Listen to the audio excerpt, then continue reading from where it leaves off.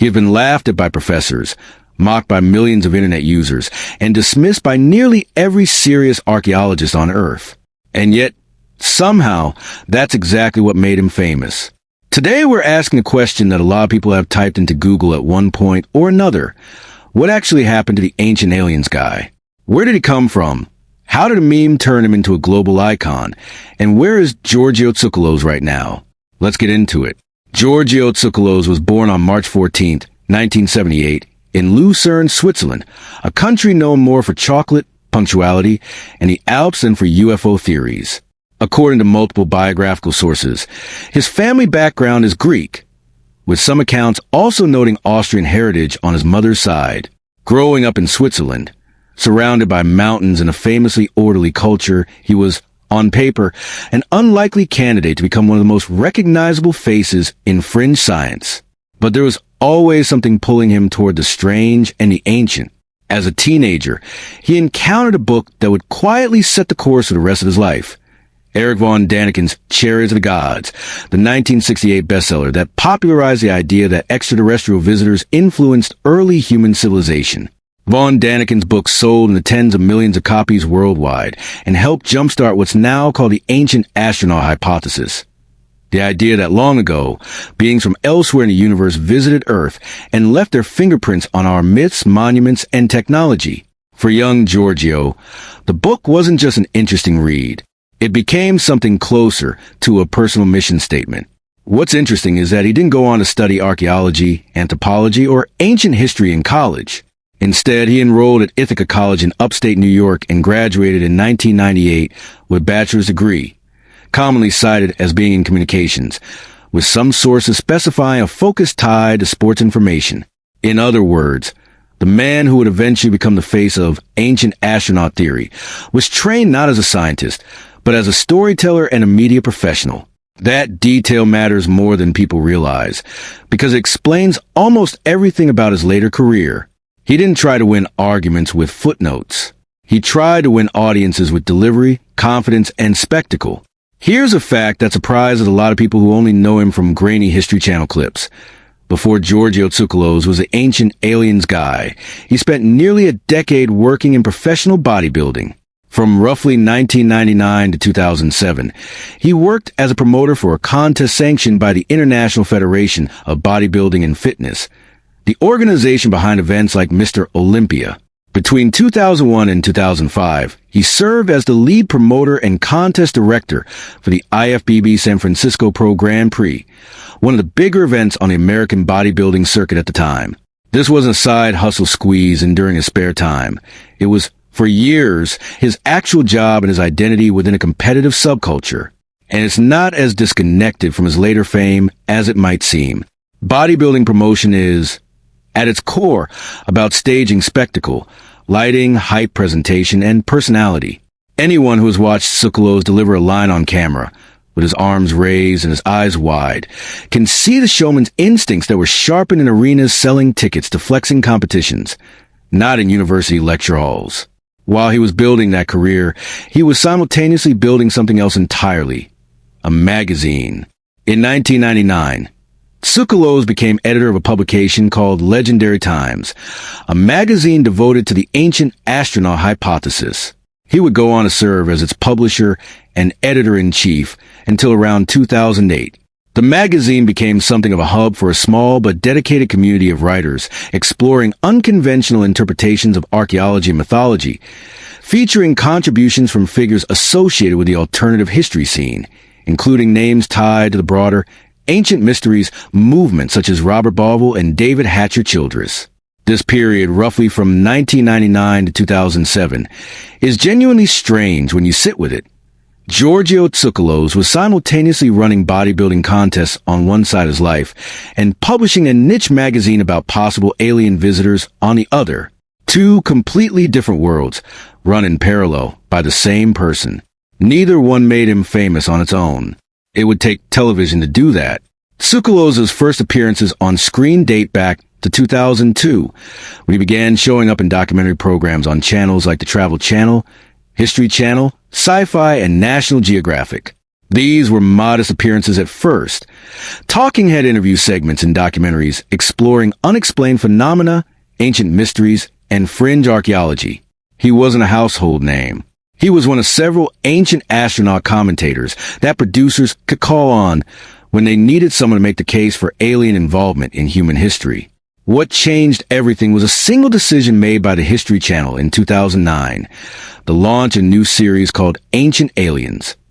The show began as a 2-hour documentary special before evolving into a full ongoing series, and it would go on to become one of the most watched and most debated programs in the network's history. Tsoukalos wasn't just a guest on this one. He became a consulting and co-executive producer, and more importantly, the show's most consistent on-camera presence. He has appeared in essentially every episode since the series began, and over more than 15 years and well over 200 episodes. Some sources now put the number above 300. He has remained the program's defining face. The structure of Ancient Aliens was simple but effective. Take a real archaeological site, monument, or historical mystery, and then ask again and again whether the explanation might involve extraterrestrial visitors. Pyramids in Egypt, stone structures in Bolivia, mythological accounts of gods descending from the sky. The show, narrated by Robert Clotworthy, drew heavily on the work of authors who had shaped this genre for decades, including Eric von Däniken himself, along with figures like Zacharias Sitchin and Graham Hancock. Critics from the archaeological and historical communities were blunt in their assessment, repeatedly characterizing the show's central claims as pseudoscience, and pointing out that its presentation of speculative ideas as established fact misrepresented the actual archaeological record. Tsoukalos never really disputed that critics existed. What he disputed was that they were right. Then came November 2010, and the moment that, more than anything else, explains why so many people who have never watched a full episode of Ancient Aliens still instantly recognize Giorgio Tsoukalos' face. Users on internet forums began circulating a freeze-frame image of Tsoukalos from the show, paired with a caption that captured the essence of his on-screen delivery. I'm not saying it was aliens, but it was aliens. The phrase, notably, isn't something he ever actually said verbatim on the show. It was a distillation, an exaggeration of his pattern of reasoning rather than a direct quote. But it didn't matter. The meme spread rapidly across platforms like Reddit and Tumblr in the years that followed, eventually becoming one of the most recognizable meme templates on the internet. Later analysis would rank among the most searched meme formats in the United States. What's notable is how Tsoukalos responded. Plenty of public figures bristle at being turned into an internet joke. He did the opposite. In a 2015 Reddit Ask Me Anything session, he said he loved the meme and considered it an honor to have it embraced by internet culture in that way. In 2016, during an appearance on CNN Philippines, an extended portion of the interview was devoted entirely to discussing his hair and his meme status, and he leaned into it rather than away from it. That instinct to absorb mockery and turn it into more attention rather than less turned out to be one of the smartest, if accidental, career moves of his life. The meme didn't damage his brand. It expanded it, introducing him to an entirely new, younger audience that had never watched a single minute of cable television history programming. By the early 2020s, Tsoukalos had become enough of a cultural fixture that scripted television started writing him into its stories rather than just booking him as a documentary subject. In 2021, he made a cameo appearance in an episode of the sci-fi series Resident Alien, playing a version of himself who lectures about ancient masonry and aliens while the show's actual extraterrestrial protagonist looks on with quiet recognition. The character even refers to him as that high-haired gentleman, a direct nod to meme that made him famous in the first place. He reprised a cameo in a later episode the following year. This is a fairly unusual trajectory. A niche magazine editor and former bodybuilding promoter becomes a documentary talking head, becomes an internet meme, and eventually becomes a character written into mainstream scripted comedy, playing an exaggerated version of his own public persona. Few people achieve that kind of full-circle cultural saturation. Television wasn't the only place Tsoukalos found an audience. For years, he was a frequent guest on Coast to Coast AM, the long-running overnight radio program known for covering UFOs, conspiracy theories, and paranormal topics, appearing on the show numerous times over roughly a decade. But it was his appearances on The Joe Rogan Experience, one of the most listened to podcasts in the world, that introduced him to a different kind of audience altogether. Younger listeners who weren't necessarily cable subscribers, but were drawn to long-form, freewheeling conversation. On those episodes, Tsoukalos had the time and space to walk through his theories about ancient megalithic sites like Pumapunku in Bolivia, a location he has repeatedly singled out as, in his words, the single most compelling piece of evidence in the entire ancient astronaut puzzle. He has argued that the precision of the stonework there is difficult to explain using only the tools available to ancient civilizations, often pairing his own claims with input from engineers and researchers who share his skepticism about conventional dating and construction methods. Mainstream archaeologists strongly dispute this interpretation, pointing to extensive evidence of the methods, timeframes, and tools that ancient Andean civilizations actually used. By the 2020s, Tsoukalos had also become a major figure on the live event circuit.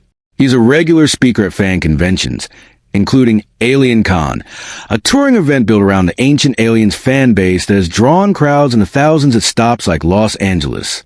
He's also taken the format on tour more directly, organizing live stage events where he and other figures associated with the ancient astronaut and alternative history community speak directly to audiences, answer questions, and share updated theories, drawing decent-sized crowds across mid-sized and major American cities.